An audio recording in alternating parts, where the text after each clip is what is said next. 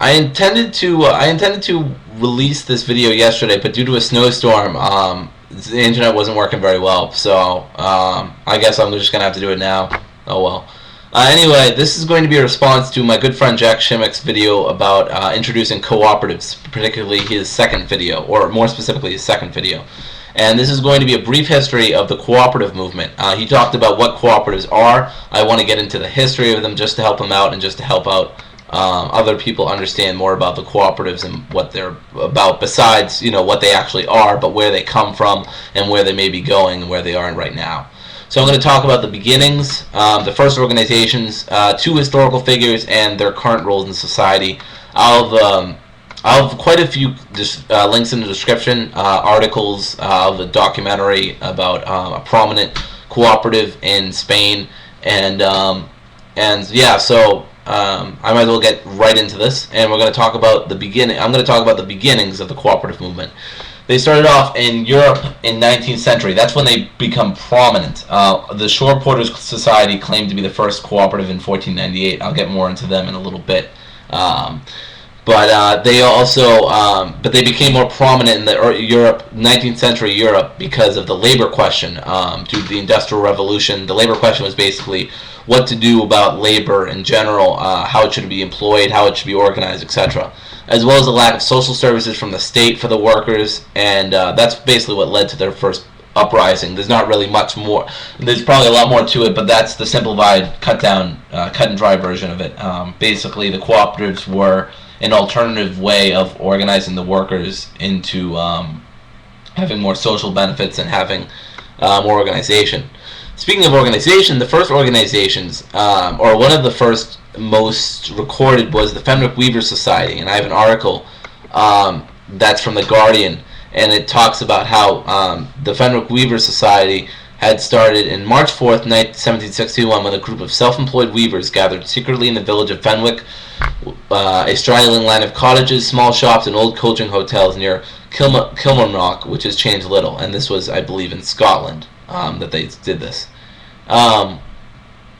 So the cooperatives have always been in play in history. They've always been around. It's just a matter of making it a more official business, making it a more official business model.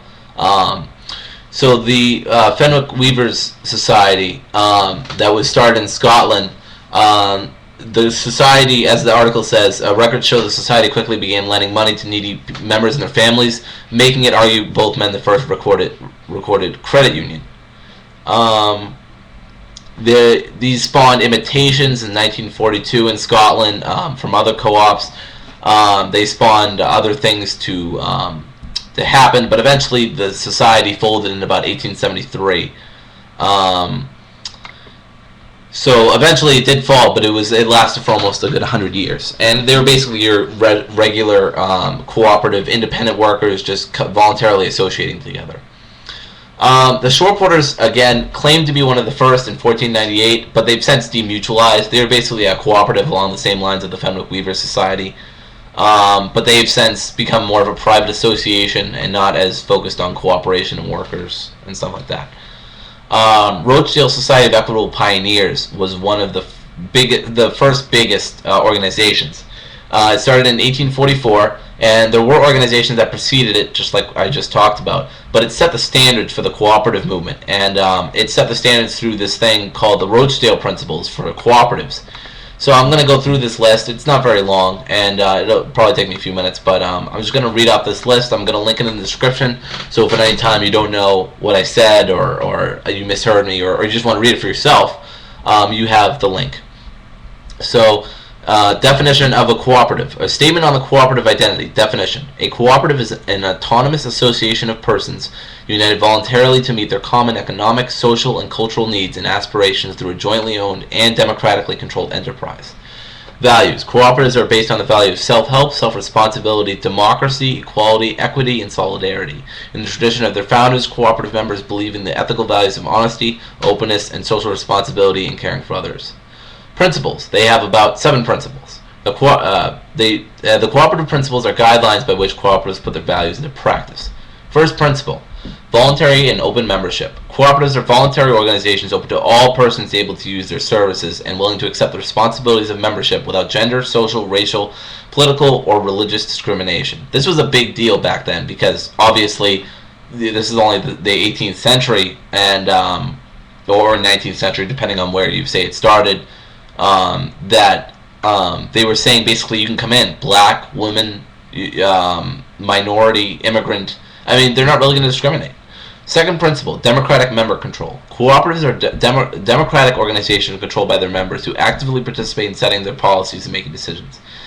Men and women serving as elected representatives are accountable to the membership and primary cooperatives members to the membership. In primary cooperatives, members have equal voting rights, one member, one vote. And cooperatives at other levels are also organized in a democratic manner. Third principle, member economic participation.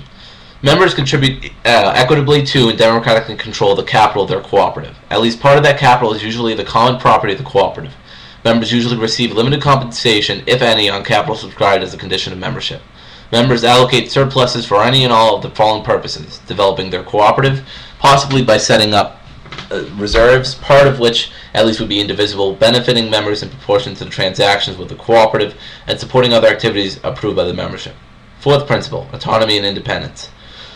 Cooperatives are autonomous self-help organizations controlled by their members. If they enter an agreement with other organizations, including governments, or raise capital from external sources, they do so on their terms that ensure democratic control by their members and maintain their cooperative autonomy.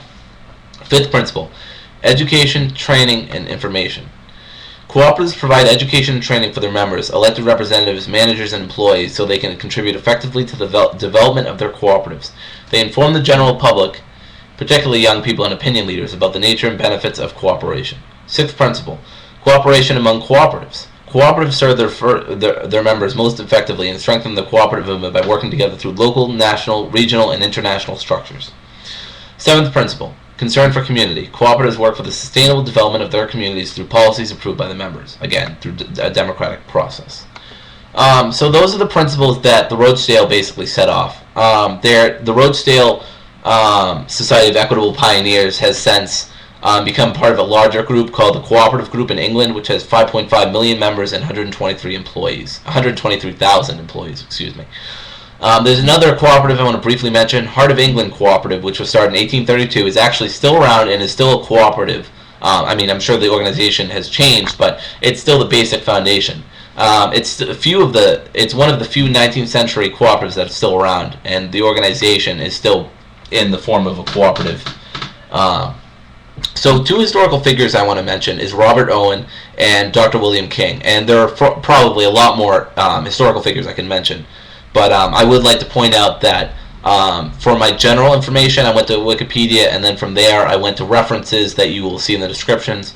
If anyone has any more questions about this, I will gladly try to clarify to the best of my ability. So Robert Owen put the idea out there, although he put the idea out there of cooperatives more into the mainstream, but he was more of a state socialist. He wasn't really, he thought that people basically owe their existence to outside external forces that we can't control, and therefore we owe a debt to society. So he favored things like public education and stuff like that. Josiah Warren, an individualist anarchist, critiqued New Harmony, Ohio, where basically he set up a community and it was called New Harmony. And he critiqued it on the basis of that there was very little individuality or property, there were very little freedoms, and it fell apart within a few years pretty badly. Which, I mean, that would basically sum up what I know of New Harmony. Mostly comes from Josiah Warren's critiques and not from Robert Owen himself. So I can't say too much, but I say Josiah Warren's critique sounds just about right. So Dr. William King, however, he had a newspaper or something like along those lines called the Co-Operator, and he basically brought these ideas more into the mainstream and brought scattered groups together. He made the ideas more practical. So that's what he did. You basically could think of it like this: Robert Owen brought the theoretical stuff to light, and Dr. William King then expanded on those and made it more practical. So that's how you could see it, I suppose. Current roles in society. Mondragon is a very well-known cooperative. If you ask anyone about a cooperative, the first thing they'll probably tell you is either the Mondragon which I have a documentary in the description, which talks about the Mondragon. I actually thought it was pretty good. I watched it a while back, but I remember really liking it. Or they'll talk about the Argentina cooperatives. I have a link about that too, just a little roundup sort of about what they're about. And they really put democracy in the workplace in the sense of democracy, like not state-sponsored democracy. If you'll notice, going back to the principles, the Rochdale principles, not a lot to do with government. I mean, not necessarily. None of that necessitates government. Even cooperation outside of the cooperative where it said government, I mean, it wouldn't have to be government. And I also would like to expand on this idea that I have that the cooperatives can be basically a good help for any sort of social revolution or economic revolution specifically, where these cooperatives are basically alternatives to the mainstream system. And that's the kind of the idea, to make alternatives because you're dissatisfied with the way things are. And you don't have to be, you don't have to be against government. You don't have to be against government to support cooperatives. Plenty of social democrats. I know Michael Moore. He's very much in favor of government, but he still supports cooperatives as he sees them an alternative to the current economic system. So I think this could be a possible help for any sort of social revolution. So that's just a brief history. If anyone wants any more clarifications, please feel free to ask me, message me, talk to me on Facebook, and I'll try to clarify it as best I could. That was just a brief look at the cooperative movement, few organizations, and a few historical leaders. All right. So that should do it, and all the links are either articles or a documentary, or they're linking to the cooperatives that I mentioned.